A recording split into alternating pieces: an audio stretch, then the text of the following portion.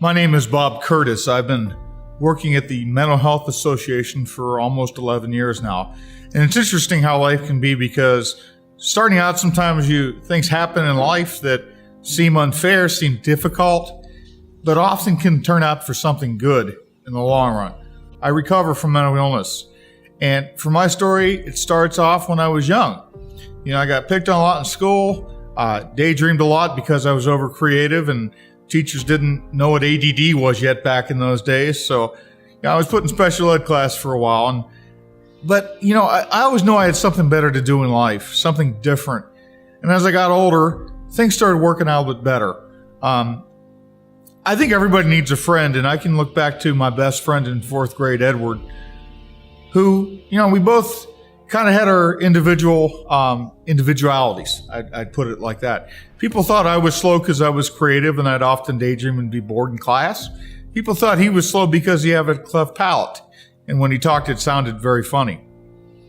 But you know what? We became really good friends, and I learned that Edward was actually a genius, and he helped me. So friends are important, especially peers.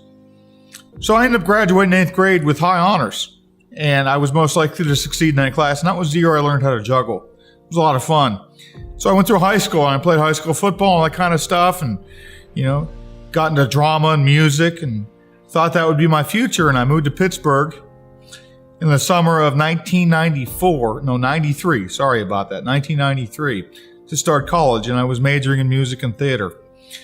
And as I approached my second semester, about halfway through it, I started struggling with signs of depression.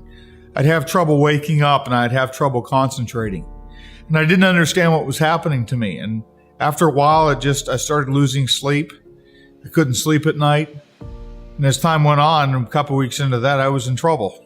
And I'd be put in the hospital. And it was rough. And I thought my dreams were gone. What was even worse is I was diagnosed with a mental illness at that point that I had to take care of. And because of that, I thought that my life was over, that I'd never be able to do things that I wanted to do, that I could never work, or I could never be on stage again, or I could never write books, which is a goal I wanted to do. It took a long time, and one of the biggest mistakes I made getting out of the hospital after the first time was I stopped taking my medication. Some people do that. It's never healthy. I had people tell me don't do that, and I did it anyway, and I wound up sick again in 1995. New Year's Day of 1995, I was placed in the hospital for 3 weeks. And I got out, and I knew that my life was going to be tough, and it was. But sometimes tough things aren't bad things. Sometimes tough things are the things that can build us up, make us strong. But I didn't give up. And I enrolled in a program that taught me how to be a nursing assistant. I did that for about 10 years. I helped a lot of people. Due to fatigue and overwork, I ended up getting sick again in 2004, about 10 years after my original diagnosis. And that was rough, but I got through it. And I found this program here through volunteer work at the Mental Health Association in the Phoenix Center. And I started volunteering my time here to teach people how to journal, because I have a passion for writing. And as time went, I ended up becoming the ombudsman for Beaver and Lawrence County here at the MHA. And I did that for a while, and I got my certification as a certified peer specialist. From there, I began to help people in the community, people in the Phoenix Center. Helping people is the best way to get help, because when you do that and you reach out to other people to help them, they often feel empowered and gifted. And it worked out well. And if you know somebody, maybe you don't struggle with a mental illness and you're just learning about it, find somebody that has struggled. I struggle. Most people don't know that unless I tell them. Sometimes people find out and they give you a hard time, but if they do that, it's not worth it. You be you. Reach out.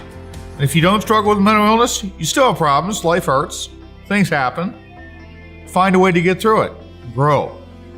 And you'll always find me down here in the Phoenix Center or somewhere in the community through the MHA.